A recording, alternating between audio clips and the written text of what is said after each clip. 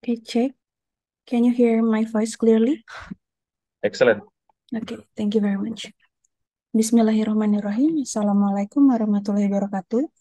Good morning, So, ladies and gentlemen, and a very warm welcome on our online workshop on SIRIM's experience on research and development in establishing a national LCI database. I'm Firni Zasyana, your host for today's event. First of all, allow me to extend our warmest greetings to Mr. Nugroho Adi Sasongko, Head of the Research Center for Sustainable Production System and Life Cycle Assessment, our distinguished speakers from Standard and Industrial Research Institute of Malaysia, Mrs. Mazlina Hussein and Mrs. Nageswary S. Iyampillai, and of course, and all honorable guests.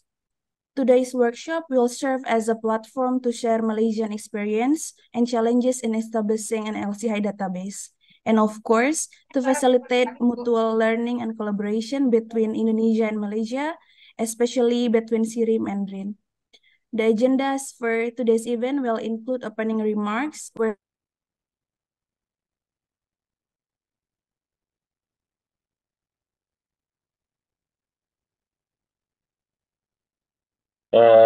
Firni, your mic is unmute, please. Okay, so sorry, so should I begin? Yeah. Again? Okay.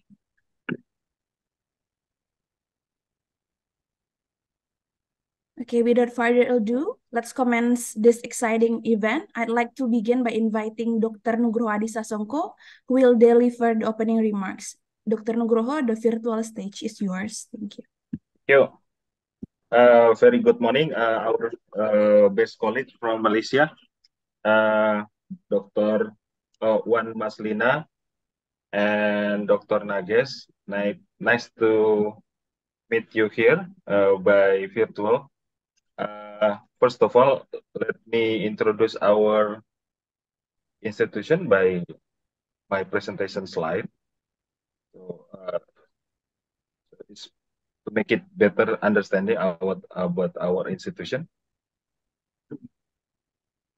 So, Bismillahirrahmanirrahim. Assalamualaikum warahmatullahi wabarakatuh. Ladies and gentlemen, and our colleagues, distinguished speaker from SIRIM Malaysia, let me introduce our research center. Our research center, called in Bahasa, is a Pusat Riset Sistem Produksi Berkelanjutan dan Pelindungan Hidup, Research Center for Sustainable Production System and Life Cycle Assessment. Bu Miranti mungkin bisa di-mute, sorry. Oke. Research Center for Sustainable Production System and Life Cycle Assessment under the Research Energy under the organisasi Riset Energi dan Manufaktur, Research Organization for Energy Manufacture. Actually, we just establishing the new National Research and Innovation Agency. We call it BRIN since middle of August 2021. Before 2021, we have several research institutions such as BPPT, my former institution, and then LIPI, and Batan, Lapan, and others 44 research institution. And we are becoming merged together since 2021.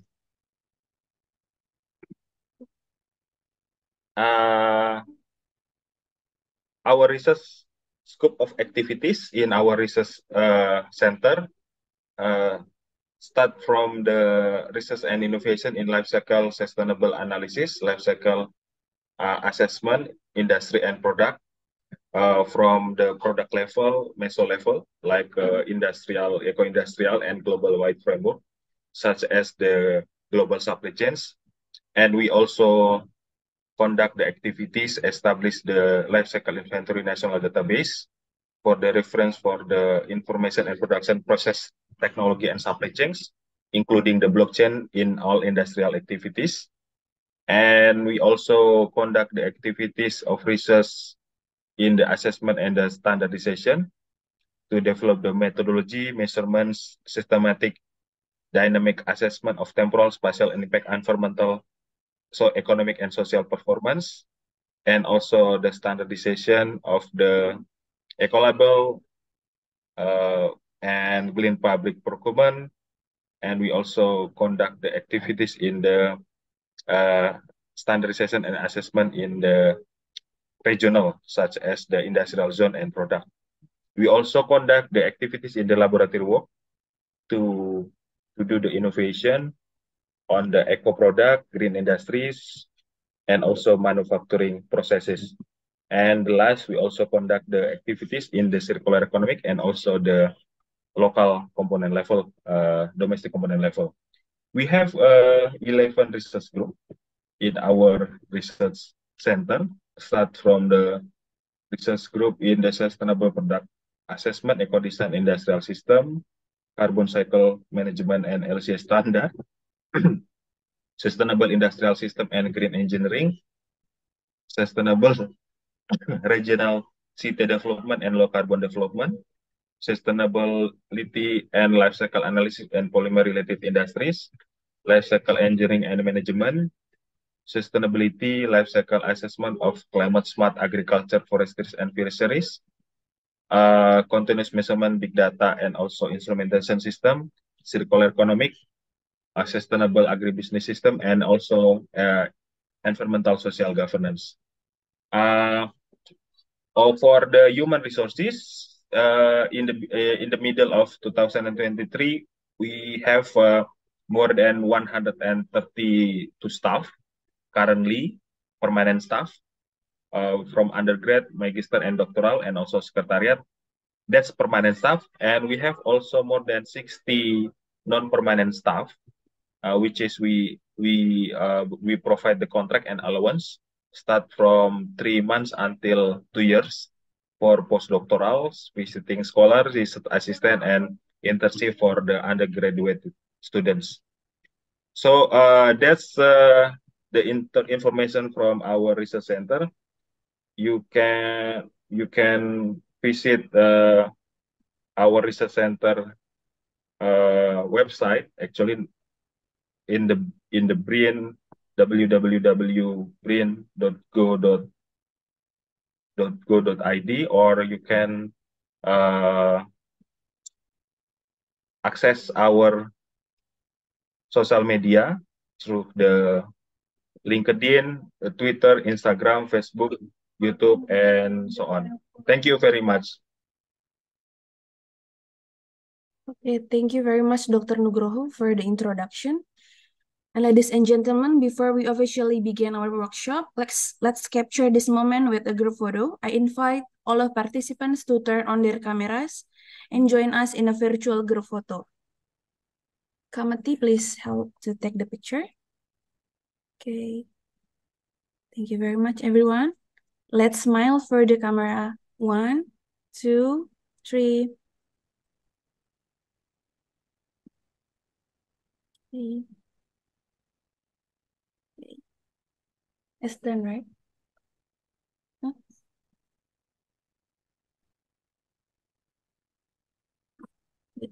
Thank you very much. Ladies and gentlemen, now we have come to our main agenda, the workshop sessions. All presentation and discussion will be led by our moderator, Dr. Nugroho Adi Sasongko. He currently serves as the head of the Research Center for Sustainable Production System and Life Cycle Assessment, National Research and Innovation Agency, and have many researchers related to today's workshop. Ladies and gentlemen, let's welcome our moderator, Dr. Nugroho Adi Sasongko. Thank you. Let me introduce the CV from our speaker today. Oh, wait a second. Let me check. Okay, this one. We have 2 speakers for today webinars. First is Dr. Mazlina Hussein. This is I let to share screen now. One Mazlina, one Hussein was graduated from chemistry from the Indiana University of Blooming in USA in 1994.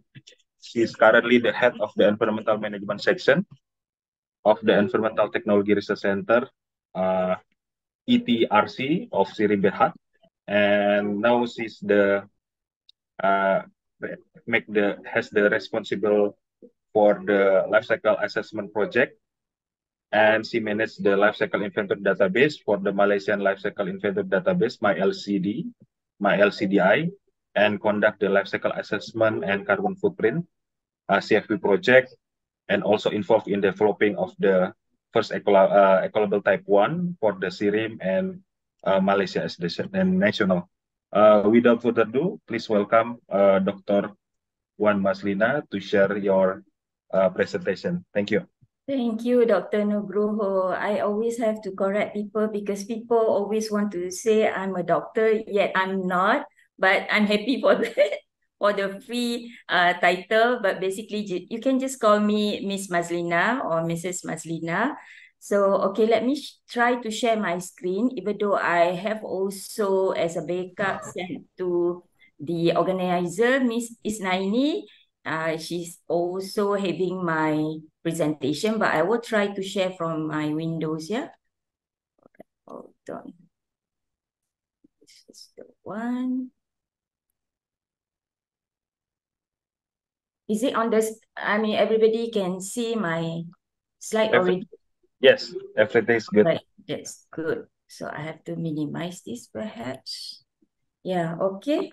So, Assalamualaikum, selamat pagi ibu-ibu, bapak, tuan-tuan dan puan-puan, Mr., Miss, and Mrs., Miss, and also Doctor, and then our distinguished guest to this session. So I guess I can speak in English, or can I mix with a bit of bahasa? Yeah, you can mix. That's much better. Okay, that would be good since I know quite a number of us having a similar language. So if I mix here and there, I hope you all don't mind. But basically, I'm on behalf of SIRIM, I'm glad that we have given this opportunity to be part of your initiative in going towards the life cycle life cycle related initiative. So basically for SIRIM, we aren't not that advanced in this area, but we are still progressing. So as I was requested before by Dr. Nugroho, this is about database per se. So I will focus the sharing untuk hari ini lebih kepada development of a national LCA database. So in our case in Malaysia, we have a singkatan sebagai My LCID. So it's actually stand for Malaysia Life Cycle Inventory Database. So before I go on into the details of it, perhaps I will also like to introduce a bit about, oh sorry, I should put on slide.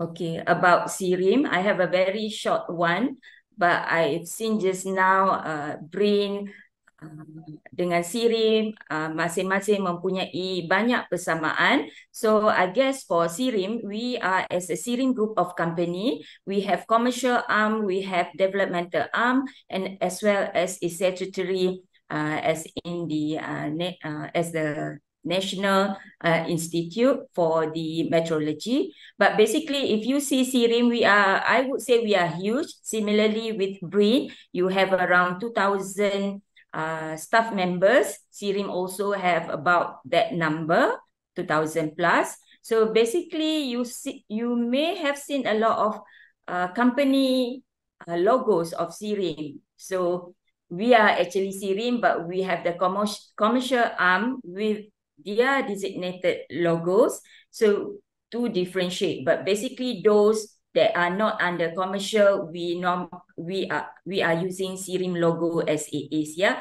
So you can see even my colleague for this particular session this morning, Puan Nageswary, she's actually from our commercial arm, which is SIRIM STS Sdn Bhd.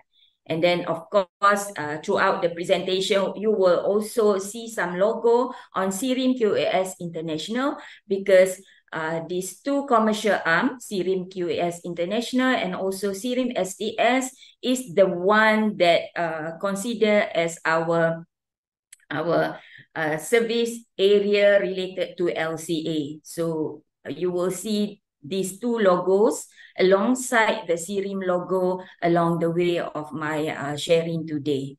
Okay, so let's get started. I will introduce a bit about LCA activities in Malaysia. I would say focusing on the activities related to SIRIM LCA activities, because I know there are other activities related to LCA in our research academic institution. But of course, I'm not dwelling into their activities much, so I'll be looking at SIRIM activities related to LCA. And moving on from there, I will share about the LCA database as a whole.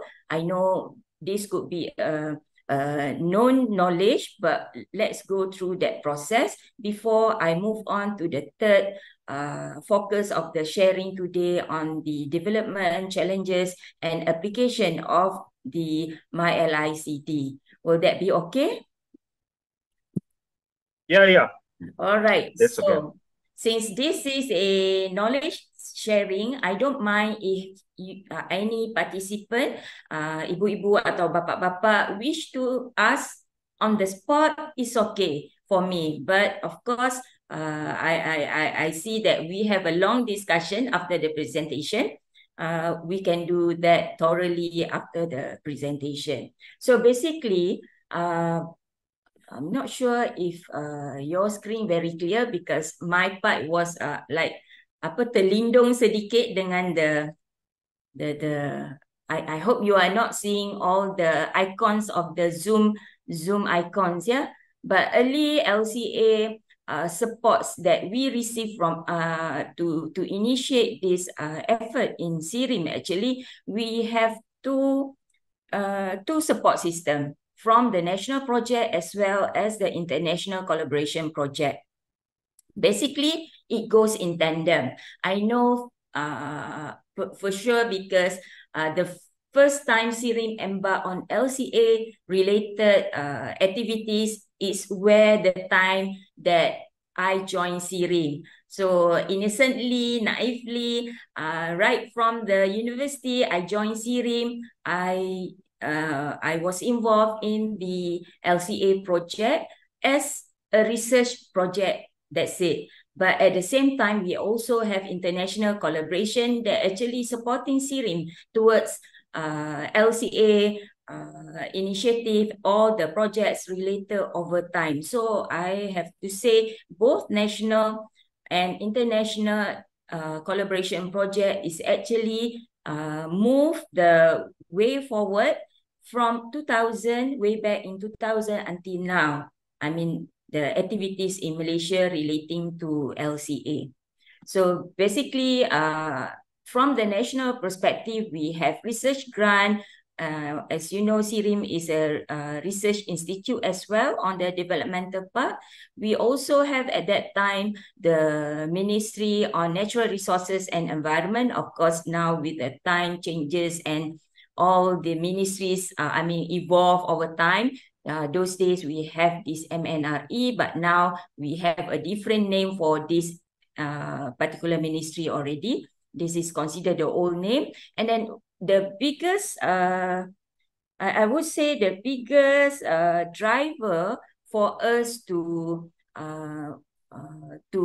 progress in database development is because of the 9th Malaysian Plan. That's where we got the mandate from the government to have this national database developed. And of course, in getting there, we have the privilege, I believe similarly in Indonesia, you also have international, you enjoy international collaboration with other organizations all around the world.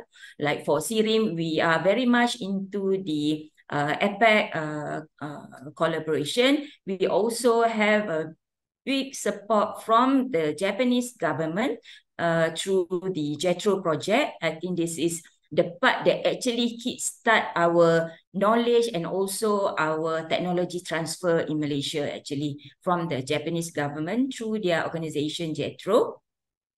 And then, of course, when we are in the known of the what is LCA about and how it can be applied, we further move on to have collaboration with the EU, European Commission through Swiss Asia project as well as Asia Pro Eco project. Sorry, I missed that one point. On the Asia Pro Eco project, these two from the collaboration with the EU, I think, is also the one that supplement our movement towards the development of the database further. And of course, there are other small-scale project along the line with the ASEAN initiative and also along the line with the United Nations Environment Programme. Okay, so basically how it got started in Malaysia. First, of course, as I say, there are initiatives in Malaysia by the research academic institution, but basically everybody is venturing into LCA very early in 2000 in Malaysia. So like for SIRIM, we introduced a network called LCA Malaysia, but currently we have, seeing the progression of everything, we are no longer maintaining this particular knowledge exchange platform, LCA Malaysia. I think like 2 years back, 2 years or 1 year back, maybe, we, pulled down our LCA Malaysia website. And then also LCA Malaysia at the university level, they have candidates of PhD and master student because everybody is going into LCA research. So at their academic platform, they also have my LCA. So basically, this all historical because when we want to start a new thing, of course, we need to get together, exchange information and all that. Once everything is established, all these initial networking information sharing platform, it's hard to maintain. That's why I think one of the reasons that we have pulled down everything of this nature because, yeah, as I say, it's already established, even though not that advanced, but it's already established. But just to bring you to the journey that we had in Malaysia. Okay, so basically, as I mentioned just now, the 9th Malaysian Plan or our government funding is the top driver to where we are today in terms of the national LCA database. So at that time, we just started, we put people into a certain divisional of the LCA development, try to look at the like the main industries in Malaysia, for example, the oil and gas, the petrochemical, the agro industry, the consumer products, the utilities and whatnot, so that we see how we are progressing with our LCA work. We need this platform. So we have a small team, I would say, in SIRIM at that time, maybe about 10 to 15 of SIRIM researchers from the SIRIM Industrial Research initiating all these activities. So, and following that, because we are receiving the fund for the 9th Malaysian Plan in Malaysia,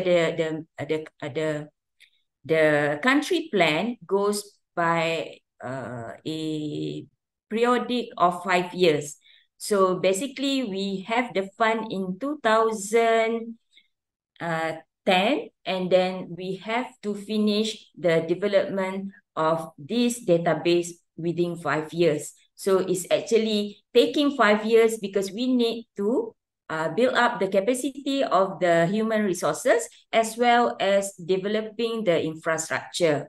So in 2015, we actually rolled out this particular database in meeting the government's mandate. Yeah, but of course, when we developing this, the idea at that time is more towards the cleaner technology application or cleaner production application, as well as to go towards sustainable consumption and production. I'm sure many of you, if you are involving in this particular initiative, those years, the word SCP is very much popular. And now, now currently people talking about circular economy, people talking about SDG, but all this actually, for us, it started with a very specific intention of going towards sustainable consumption and production, because talking about products, we need to have demand in terms of consumption, and we also need to have the supply from the manufacturer side to produce a green product or sustainable product. So yeah, following that, of course, having the national LCA database, and even before we developed the national LCA database, we have initiated our green labeling type 1 way back in 2004. We launched this particular green labeling. Of course, the detail about this will be shared by my colleague, Puan Nageswary, later on. And 10 years later, actually, we launched our product carbon footprint, because doing the type 1 LCA at that time, you need human resources that have the capacity in understanding the life cycle consideration, the life cycle thinking. But to launch a very much quantified way of evaluating products, it's actually taking us time also. So that's why this product carbon footprint, which I would say partial LCA, because we are looking at a single impact category of the global warming potential, it took us quite some time to launch this particular product carbon scheme. So, but the details will be handled by my colleague later on. So basically, how we move on in terms of having the database is that the database supporting us to develop a tool to facilitate the process. We are not so advanced in coming up with digitalization on our own, because we are researchers. We are mostly non-IT personnel. So as you know, doing this particular work, you need two distinct discipline. One is in the world of LCA and another one in the world of IT. So as you can see, we also start on this a bit later, because we have to make sure fundamentally our human resource is well, or is strengthened in terms of the knowledge on LCA, because in SIRIM, because when we develop this tool, our IT personnel, of course, they are not into this area. So it's like you have two worlds communicating and try to meet in the middle. But Alhamdulillah, I think this is one of the progress that as LCA practitioner, I see this one of our prominent achievement as a team that initiated the LCA. Of course, to go towards the full swing LCA software, I think that's not us. But of course, you have other provider from the developed countries like the EU, US, everywhere offering the LCA database for us to use and apply the work. So basically, as you see on the screen, we started with the carbon calculator actually through the Swiss Asia project. So it's actually supported by the international collaboration. Otherwise, I think we also will have hard time to develop this one. But over time, we see that we have to expand, because at that time, during the Swiss Asia project, we are focusing the development, particularly for the construction sector. but we are growing and then use the calculator for other sectors as well. That's why for the version 2 that just recently in 2019, we now can do for the agriculture. As for LCA practitioner, you know, agriculture, we have added obligation to look into the impact categories relating to the land use, the land clearing, and everything, right? Okay, so this is just to highlight again that earlier I mentioned, you'll be seeing the logos of SIRIM. Of course, we are SIRIM as SIRIM Group. And then we have SIRIM STS and SIRIM QS. SIRIM STS, where Puan Nagesh, the second speaker, she's actually involving in the standards and development. So now SIRIM is doing, apart from our Department of Standards Malaysia, which is another institution in Malaysia, government institution, SIRIM now is doing more on industrial standard, not the national standard. So our green criteria or also carbon footprinting criteria is considered as industry standard. And once we have the standard with the collaboration of our team in SIRIM Industrial Research, because we are the technical people in the LCA, so we help in the development. Once the criteria is published, there we can launch a scheme. For just now, I mentioned the type 1 scheme and also carbon footprint scheme. Once the scheme is launched, we have our certification arm, which is SIRIM QS, to operate the scheme. So I hope that gives you a clear picture how the formation in SIRIM towards this initiative. Every party in SIRIM, the main parties, the tripartite collaboration within the SIRIM group, actually looking at all this to facilitate the LCA related work in SIRIM. All right.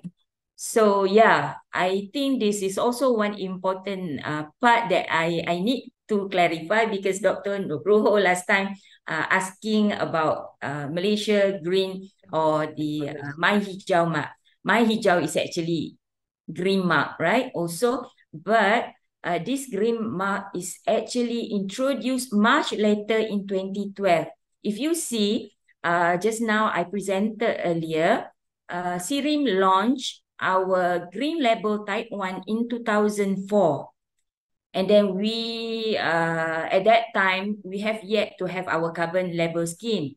In between, Malaysia acknowledged that we need to populate the country with green products. So the country movement is that to move this on the fast track, we actually having another label as the green recognition for those products having environmental attributes. That's where the idea came in. We have My Hijau label. And please be clear that My Hijau label is not certification based, it's recognition based. Once the manufacturers or product having type 1 SIRIM green label or carbon footprint label, they can automatically apply and get recognition further as My Hijau product. So that's how it works in Malaysia.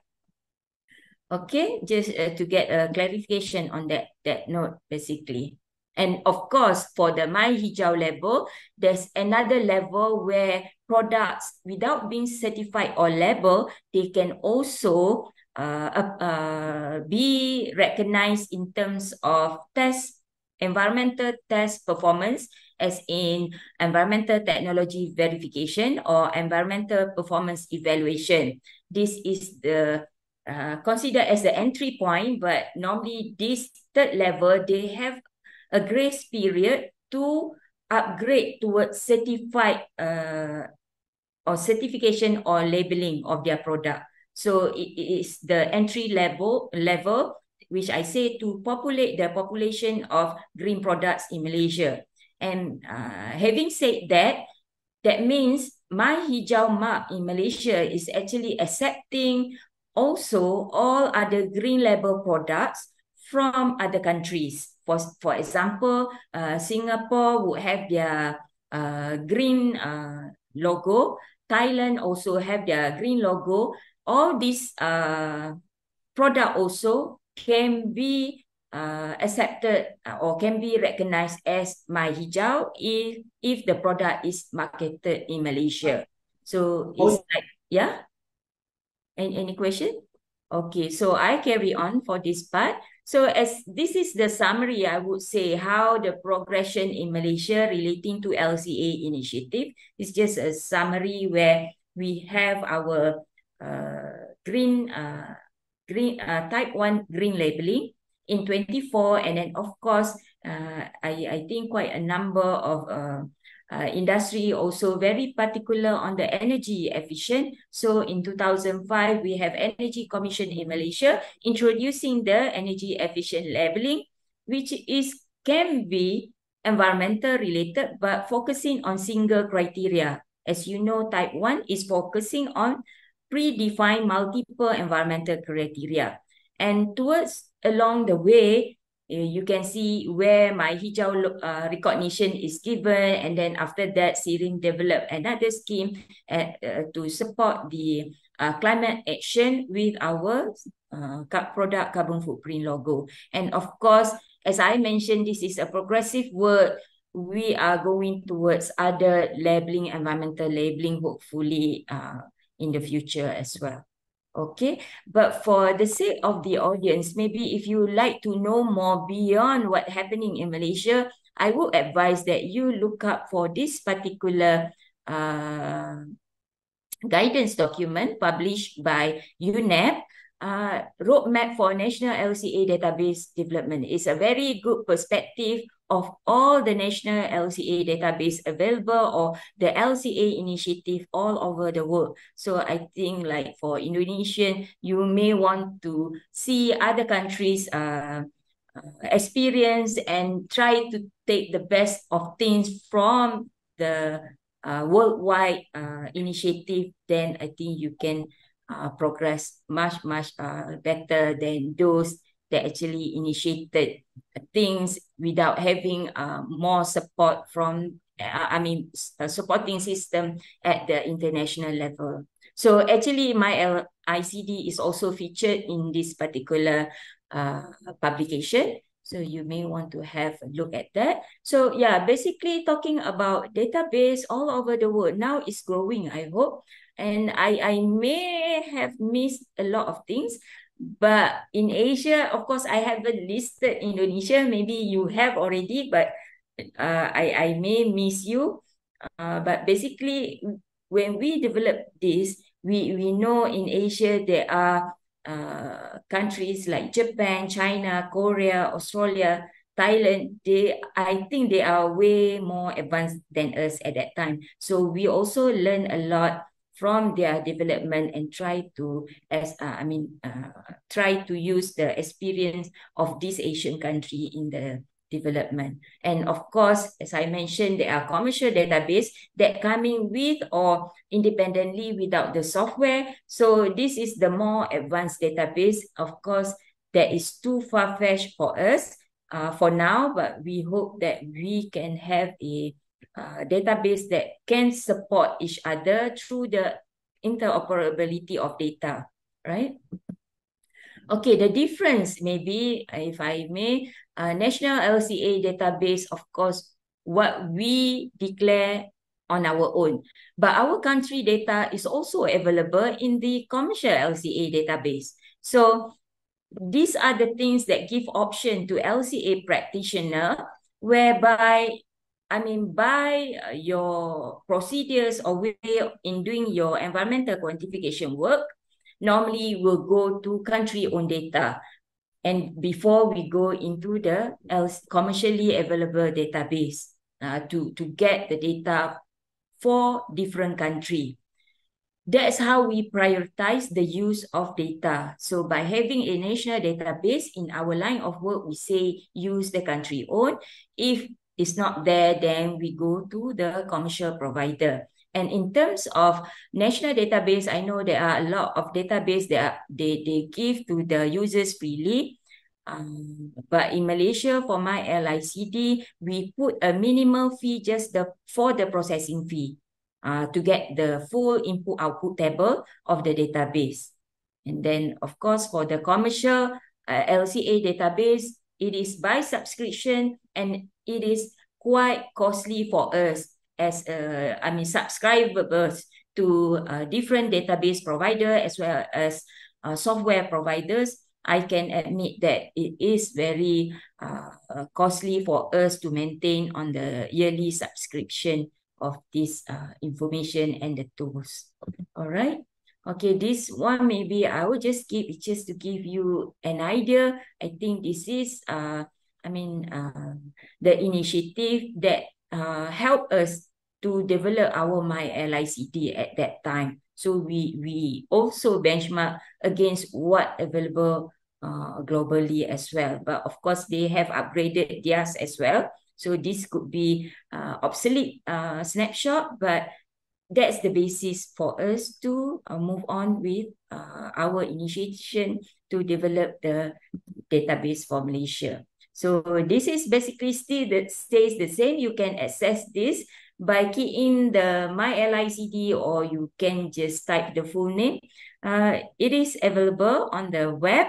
You can have a look, but as a guest, you can only see the metadata. So you can see our database available, but as I mentioned, we put only minimal fee to process when a client requests or any entity requesting the data. So it's how Malaysia decide to, or SIRIM decide on this particular My LICD system operation. Yeah, so I think I can say that as a emphasis, as I mentioned it earlier, we started this because we want to fulfill the SDG goal 12 on the responsible consumption and production. But currently, I see that our system or My LICD data has been requested because people need to do their carbon footprint. The initiative is actually related to the initiative to combat the climate, right?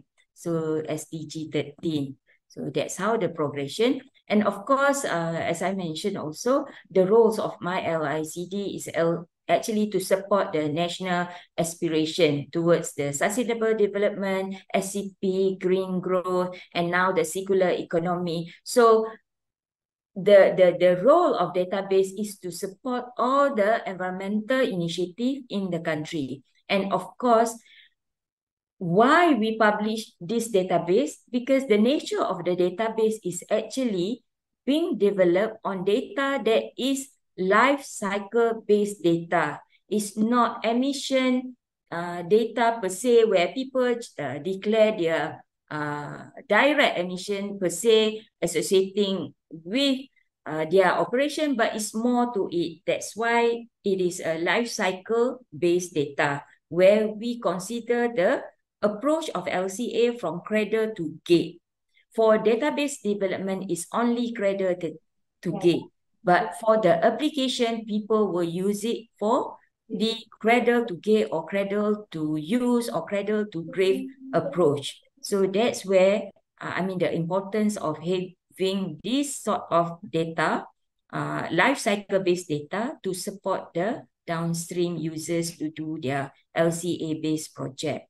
And of course, having this, actually, we see that we are supporting currently businesses all over the world. They are being governed by the reporting requirement in terms of environmental sustainability. They are also be required to declare their carbon value embedded with the product. As you know, CBAM is coming up for enforcement, I think this year in October. So this is the things that we have done this for so long, but now we see the impact is there, right? Okay.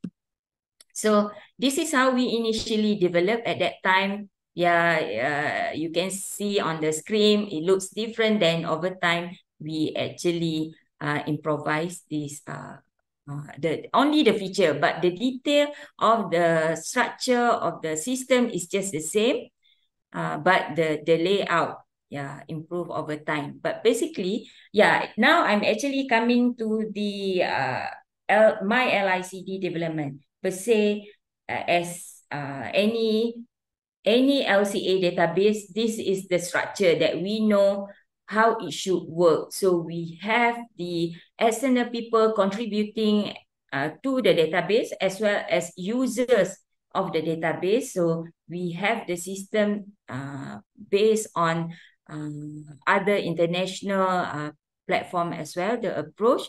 So we have this particular structure for the Malaysian way of doing things. So we have a master database, of course, hosted by SIRIM. We are the one receiving the data.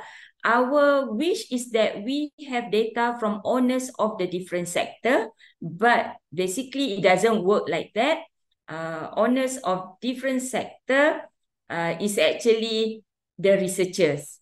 We have yet to have a consortium that putting in data to my LICD. The way our data grow is that we as the researcher doing the LCA project and go into the database to populate the database.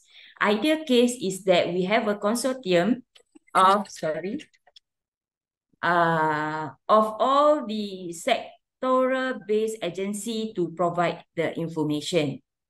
But then, of course, I mean, to provide the data, there's a lot of issue around it. I will not dwell on that. But the pillar or the fundamental development, it has to be structured so that it can grow very fast.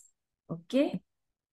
So basically, as of now, and we have very limited growth in terms of database. I mean, I think we started when we initiate this about 150 data, but the growth is quite slow.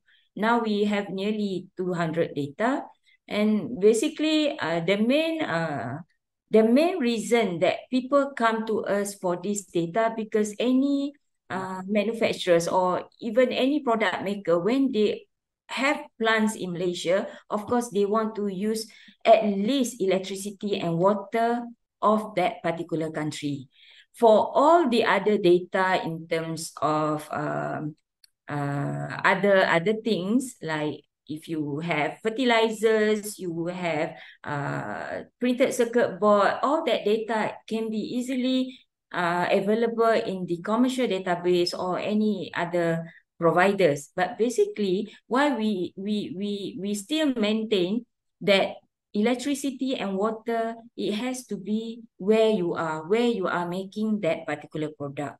So that is the location dependable national data that we say it has to be in the database. But of course, I mean, for all other commodities as well. Okay, these are the details of the breakdown in our MyLICD. We have the data sets on the energy carriers, material system, and also transport. Okay, and this is the way forward that I think similarly with other LCA operator, we want to have a consortium to keep up with the maintenance and the growth of the database. And as on top of this also, I'm not sure how you are aware with the GLAD network. GLAD network is a portal that it linked to any other nodes, be it commercial or be it national-based database. So our ultimate aim for MyLICD is also to be part and partial of this node, as currently we are not there yet.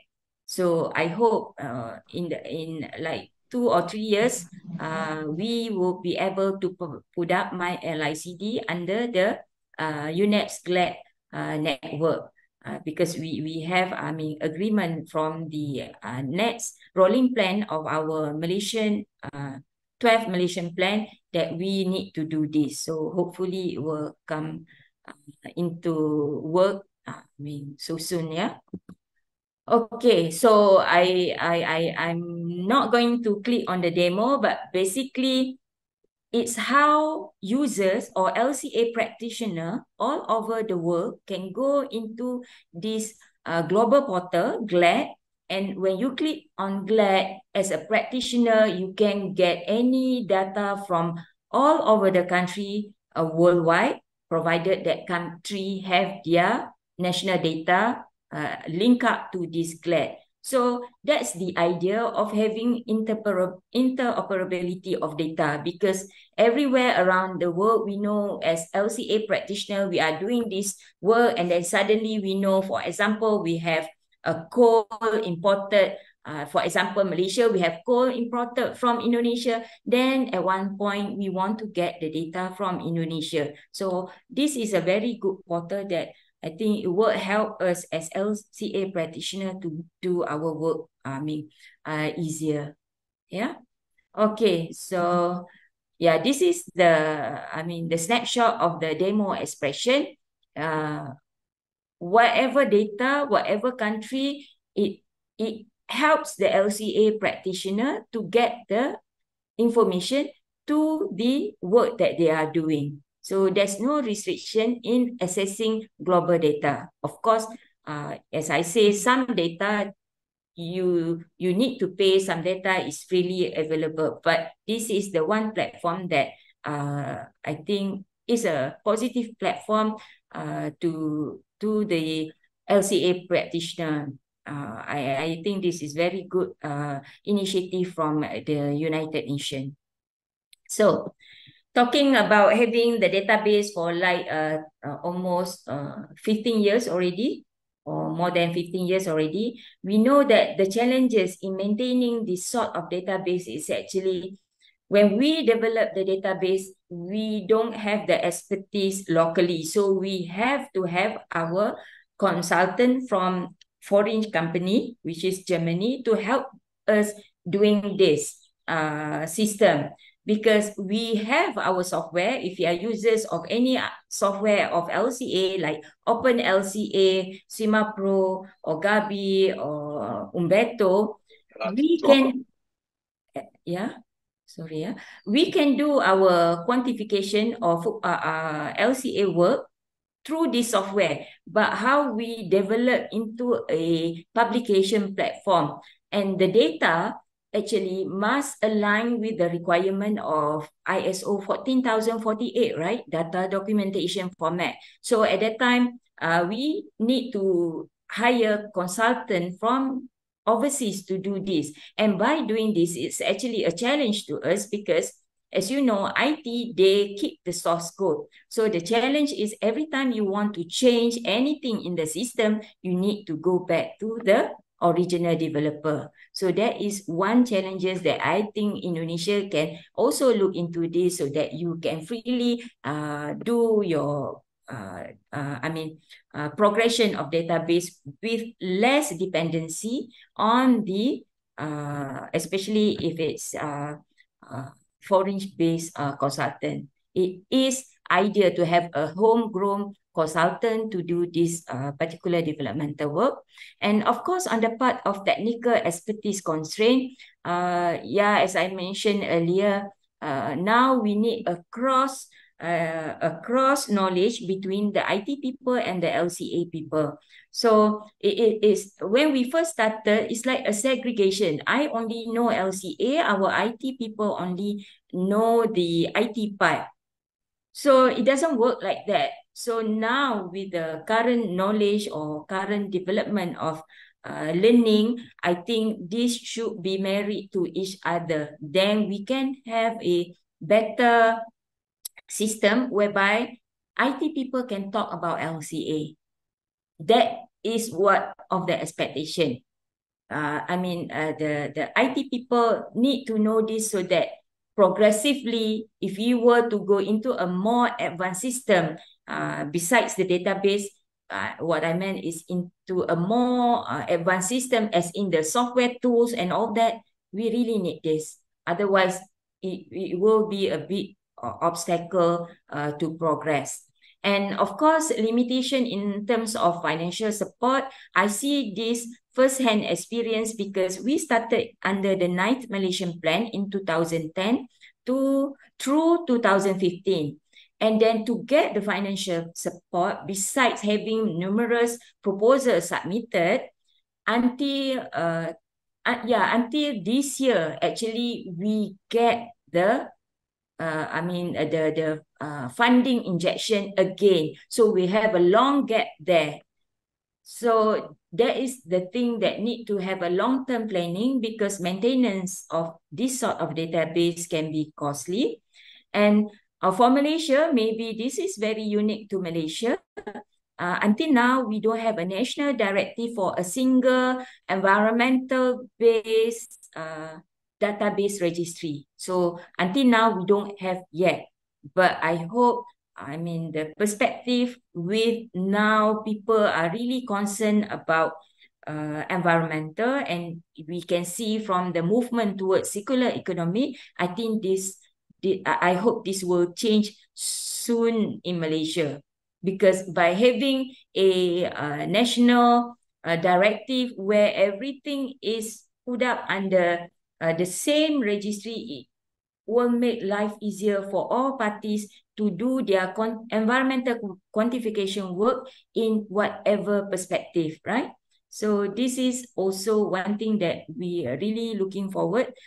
For Indonesia, if you are starting this, I think it's best that you get this the push for this national database registry as a single registry. Because in Malaysia, we have yet to have a very much single database registry, because we have LCA, but there are initiative where they say we need to have also carbon registry. Of course, this carbon registry and full LCA based emission database is just the same. It's part and part. Carbon registry is part and partial of LCA full-blown database. So that things need to be sorted out so that we can have one database to cater for the different application or different LCA-based quantification.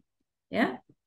And of course, this is the last one is the never-ending challenges in terms of disclosure of information or confidentiality data disclosure.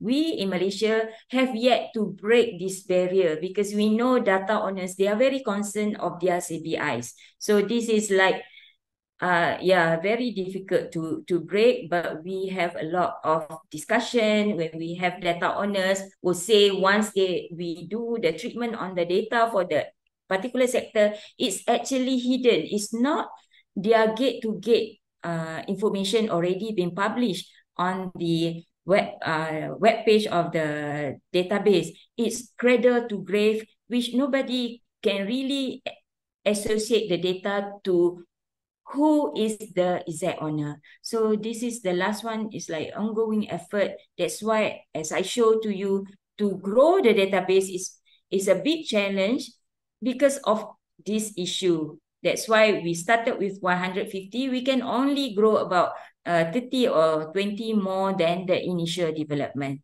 So I guess that's what I want to share. And this one, just the application of the database. When we do quantification, of course, we need to look up for the data. That's what the National LCA database is serving for, right? So why also it is important, because this is quantification. So anything that get to be measured, get to be managed. So going towards ESG, especially the environmental pillar, we see people now is actually more appreciative of this database availability for the country. All right, so I will skip all this because this is LCA work. I think BRIN, BRIN, you have a pool of experts, so I will just skip this. And this is to relate to what my colleague Puan Nageswary presentation later. Maybe the details she will explain more on this. And this is the idea, just to give to you that national database or having environmental database is critical towards all this application of LCA. All right, and then we have clients that we are supporting throughout our journey. And now, because of the ESG, I think we have more and more clients coming to us. Those days, our work is more for the research purposes, but now we see the difference is actually a lot more industries see this as important to them. So we are supporting by having all the technical expertise and also the infrastructure support in terms of the national data. Okay, I think that will be all from me. Thank you. If I may. Thank you, Wan Mazlina. Yeah, sure. Very excellent sharing for today's morning's webinar. More information I can catch up from today's in your presentation. Thank you very much. Thank you, Doctor. So before we move to the next presenter, let me inform all of the participants who come to today's webinars that in early of this year, maybe you can stop your screen, Dr. Mazlina, Miss Mazlina, sorry.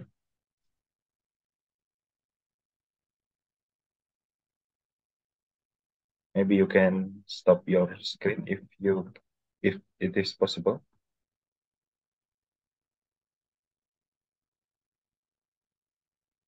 Okay, thanks.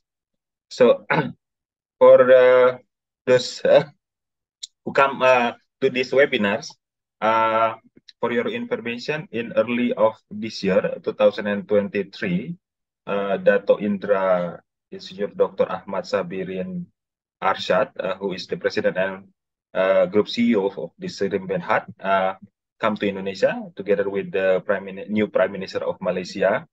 And we signed the MOU between SIRIM and our institution, BRIN,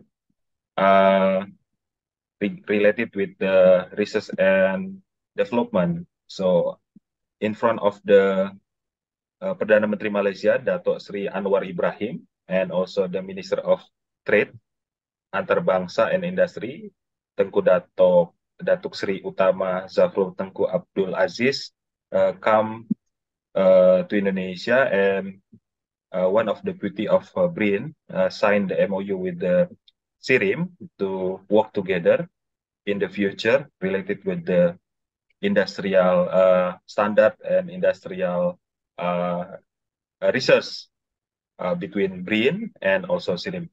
That's for the information. Now we move to the next speaker. The next speaker is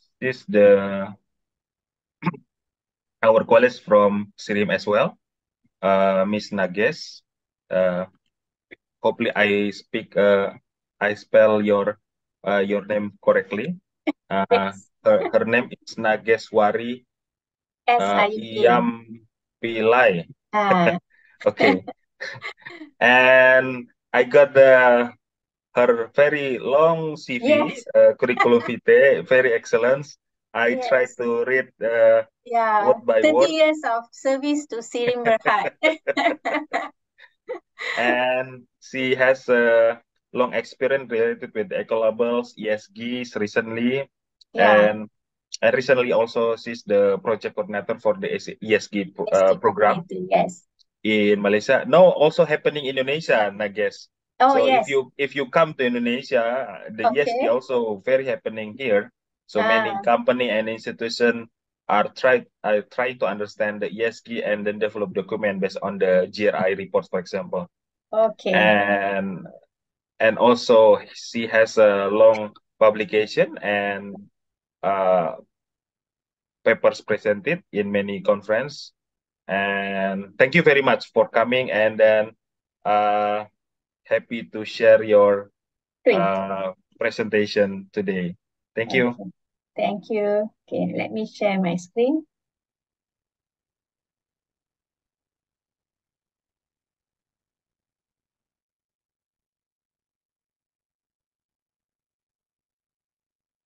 Okay, thank you, Master of Ceremony, for the kind introduction, even though it was very long introduction of my CV. So, good morning, everyone, distinguished guests, and also participants of today's webinar. My name, as mentioned by the Master of Ceremony, my name is Nageswary S. Iyampillai. I'm a senior consultant. I'm attached to the management system section of SIRIM STS Seberang Berhad. As mentioned by Puan Wan Mazlina, I am from the subsidiary. So there are 5 subsidiaries established under the parent company, SIRIM Berhad, and SIRIM STS is one of it. And our core job is on standards and training services. So I have spent 30 years of my life serving SIRIM Berhad, involved in national and international standardization activities. And for international standardization activities, I was holding the post of the subcommittee for ISO TC 45 on rubber and rubber products for 8 years until currently in 2029, the activity of National Standards Body as of 1996, it has been transferred from SIRIM to Department of Standards Malaysia. Then from 1996 right up to 2018, we were the subcontractor to Department of Standards Malaysia in development of Malaysian standards. And then from 2019 onwards, we are no longer their subcontractor. So since we have the expertise in development of standard documents, so we have embarked from developing national standards to SIRIM-owned organization standards, which we call it as SIRIM industry standards. So because of that, we have also developed for product Eco-Label Type 1 Product Criteria Document, PCD in short. To date, we have developed around 93 documents, both for products, various products, and also services. Eco-labeling type 2 is self-declared, so we don't develop any documents for that. And for eco-label type 3, which is we have developed product category rules. So to date, we have developed 20 PCRs with regards to various products and services again. So this morning, I will be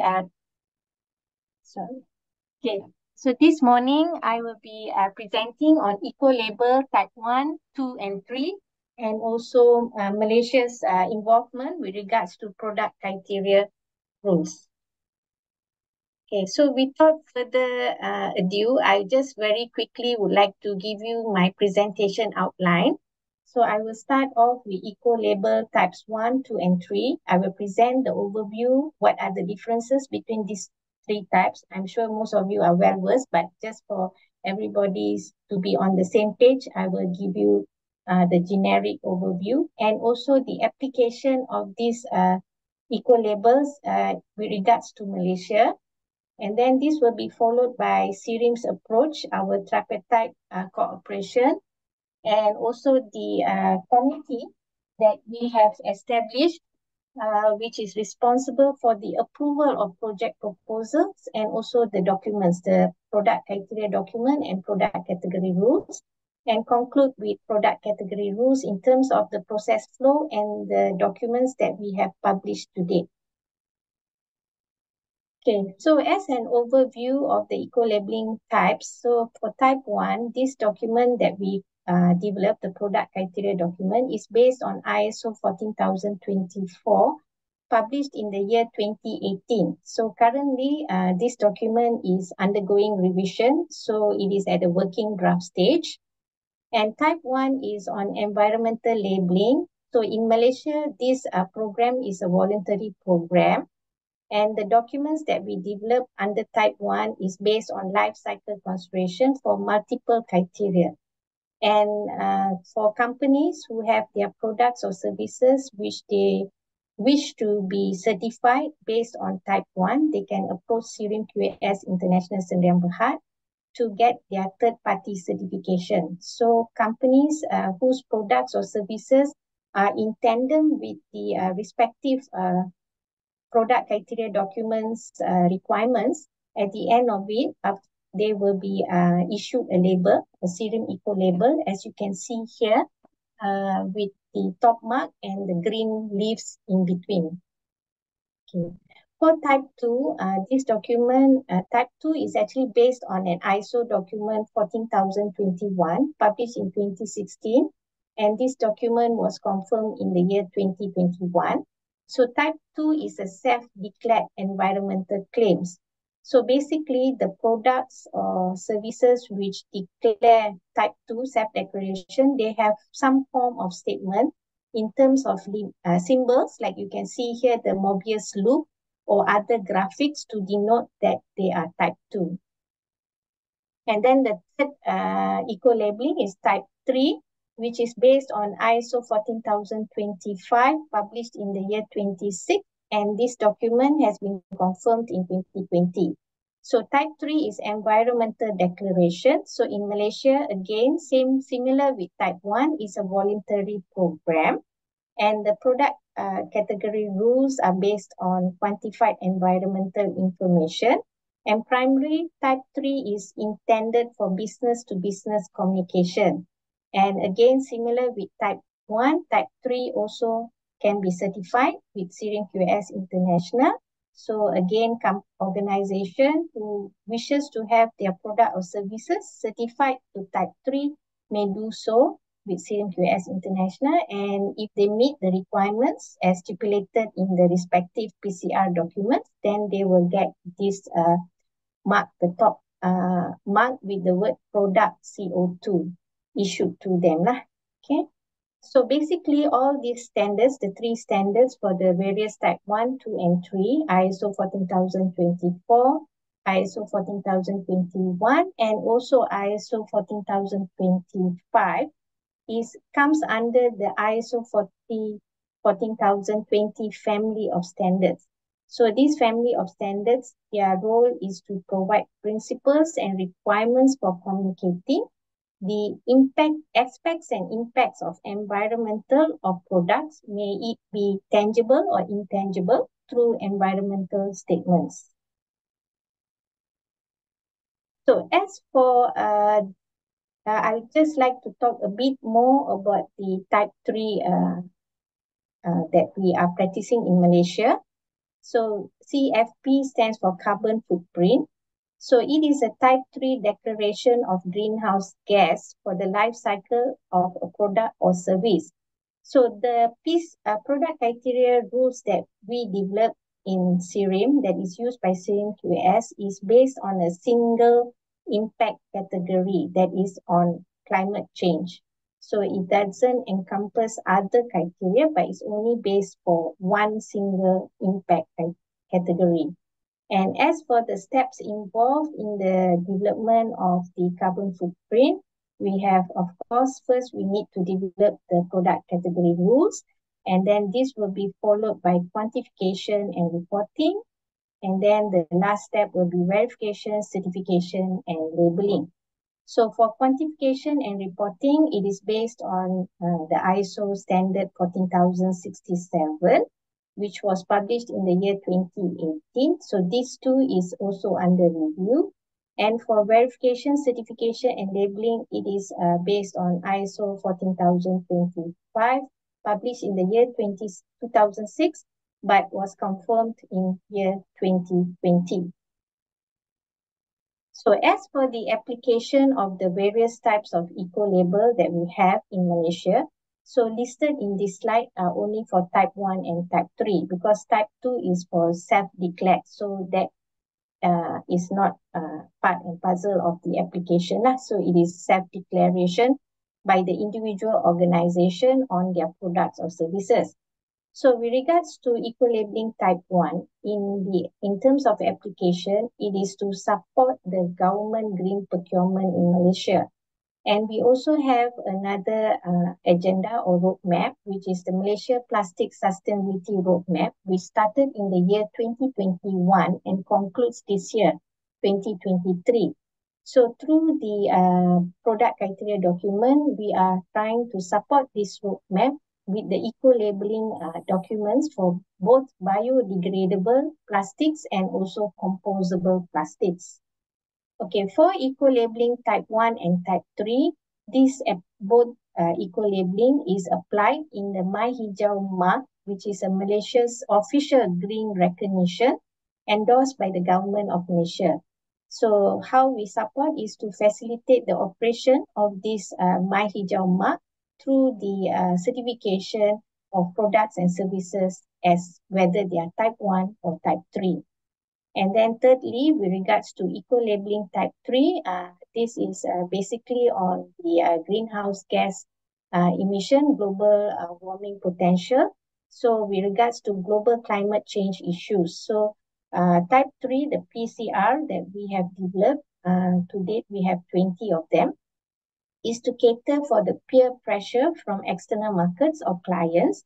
For example, the climate border adjustment mechanism, which EU would be requesting for the countries who are exporting to the EU region to come up with their carbon embedded reporting as of 23rd of October 2023, before their mandatory implementation in the year 2026.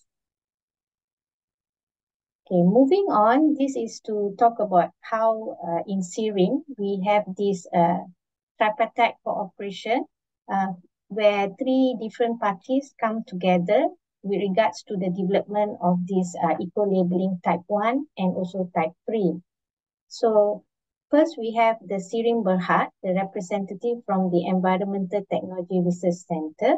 So they are the technically competent people with regards to life cycle assessment and also life cycle conservation. So they will provide the technical input by carrying out literature search and also by developing the criteria document in terms of preliminary draft. And then next we have the SIRIM STS Sdn Berhad, where we will provide the secretariat for the various working groups for each of the documents that we have been approved to be developed. So as a secretariat, we are responsible to establish the working group, to manage it, and also to finalize the draft document. And then thirdly, not forgetting our SIRIM QS International Sdn Berhad. So they are the certification body which operates the two schemes, the eco-labeling scheme and also the carbon footprint scheme. So sometimes, since they are more closer to the clients, they are able to submit requests in terms of identification of product, whether it's tangible or intangible, which the green market sectors need. And also, most importantly, they provide independent certification of product user under the environmental friendly criteria. So this slide shows you the SIRIM Eco-Labeling Criteria Committee, or in short, we call it as SECC. So this is the committee chart. So we have at the topmost the SECC chairperson, and then we have appointed SECC secretary. So the chairperson is from Environmental Technology Research Center, ETRC, Puan Isna Junita. And the SECC secretary is from the Standards Research and Development section. And as a members, we have the three components of the tripartite cooperation, which I have shown in the previous slide. So we have a member from ETRC, from SIRIM QS, and also from the standard side. So upon the approval of a project proposal by the SECC, then we will establish respective working groups for each type of product or services that has been approved. So individual working group focusing on that particular product or services will be established. And as for the members that will be represented in this working group, they are tailored to suit the document that we will be discussing on. So we will look into the industrial association based on the product sector. And also, we will also invite the project proposer if it's an external project proposer. Aside from that, we also include the relevant government agencies and regulators if there are any. Maybe if we are developing a document on fire extinguishers, so in Malaysia, Bomba is the regulator for fire extinguishers, so we need to invite them in. And then aside from that, we also include academicians from the universities, the auditors themselves, because they need to be involved from the drafting stage, so that once the document is published, they are very clear on what the requirements stipulated, so that it will be much more easier for them to carry out the audit process. And also the technical moderators from ETRC that were involved in the drafting of the plenary working draft. So all of this for us interested stakeholders translates into a balanced representation. Okay, as for the working group, we have the terms of reference for each of the working groups, which is similar or across all boards. Doesn't matter whether they are looking into development of a product criteria document or a product category rules, is the same. So the working group members are responsible to work on the project as approved by the SECC. Number two, they are responsible in reviewing the preliminary working draft as drafted by our technical moderator.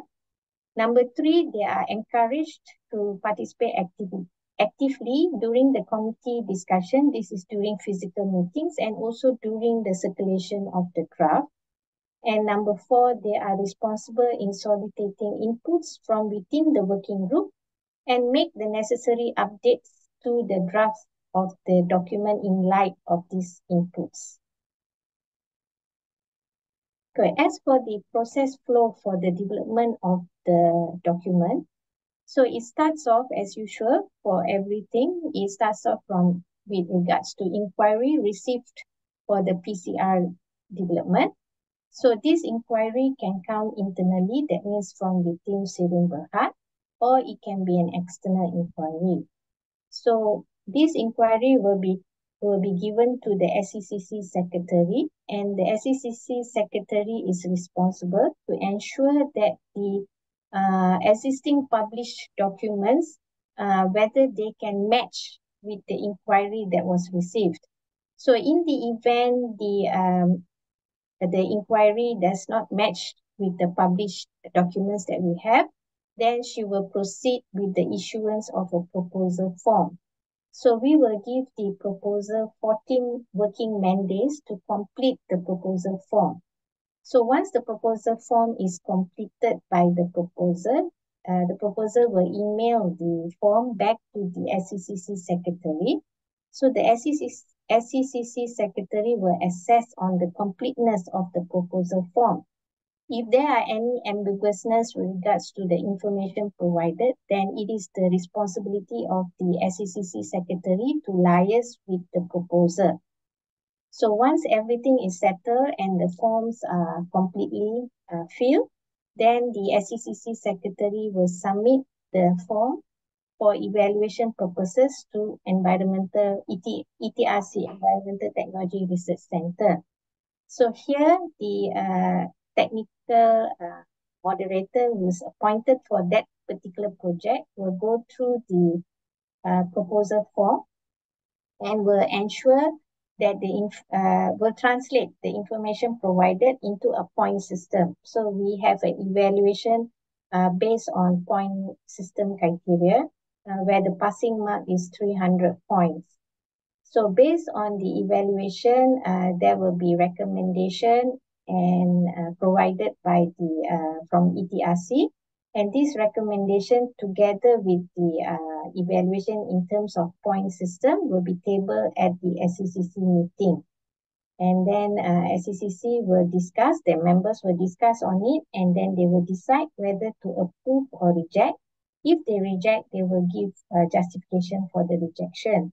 And then if it's approved, then it proceeds with the drafting process of the document itself. So in the meantime, for the working group, the standard site would also have appointed a working group secretary.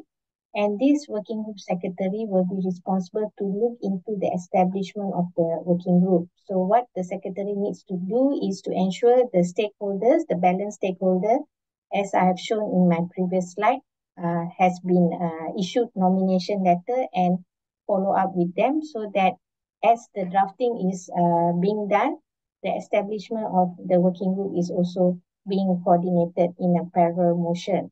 So once the document has been submitted from the ETRC to the standard site, then the working group secretary can call for a working group meeting. So the members of the working group will discuss on the preliminary draft, and once they are happy with the contents, and then they will submit it as a final draft to the SECC for their consideration. So SECC meets 4 times a year. The schedule is already pre-planned that they need to meet 4 times a year. So SECC at their meeting will look at the document for approval, and they will consider whether to approve or otherwise. If there are some inconsistency with regards to the requirements stipulated in the draft, it will be tabled back to the working group to reconsider. But otherwise, it will be approved, and ultimately the document will be published. So here we have an example of the published product category rules. So I have provided one example for product and also one example for service. So in terms of the clauses, there are a total of 9 clauses in each of the document. It is the same title of clauses for all documents of product category rules. For product criteria document, it will be a different set of clauses. So the clause 1 is on period of validity of the document. So the validity is for 5 years. So every 5 years, the SECC will call up the documents that has been published 5 years before, and they will decide as to whether these documents will be confirmed, revised, or withdrawn. Okay, then clause 2 is on the scope. That means the boundary or the coverage of the product category rule. Clause 3 is on normative references, the list of other standards or documents that are cross-referred in the main body of the document itself. Clause 4 on the terms and definitions. So here we will list out the terms and their respective definitions to ensure it to be user-friendly, so that the users of the product category rules are on the same page when it comes to a particular term that is unique for that particular PCR. And then clause 5 right up to clause 9 is the requirement clauses. So clause 5 on product category description is basically a description of the company or the organization, and also maybe description on the intended function of the product. Clause 6 on goal and scope of the carbon footprint CFP study is with regards to the life cycle stages. So it can be either from cradle to gate or cradle to grave. Clause 7 on life cycle inventory as analysis for GHG profile is on the data collection, on also maybe on time boundary data.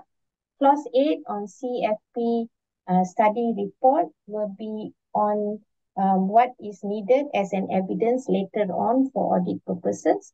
And the last clause, clause 9 on communication requirements is it may take in the form of a CFP label.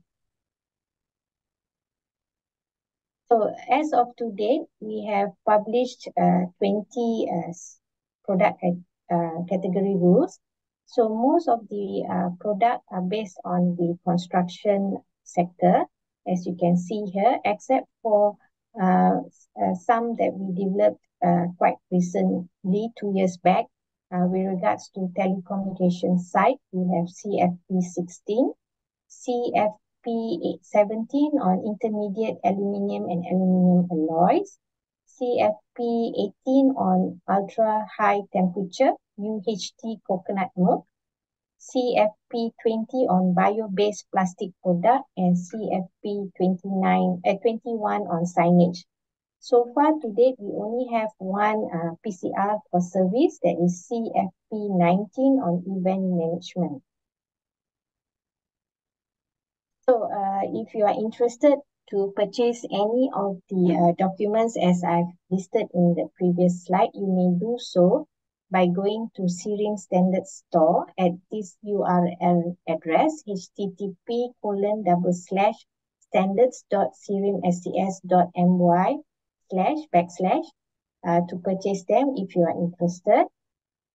And I would like to conclude that every step towards reducing your carbon footprint is a leap towards sustainable future.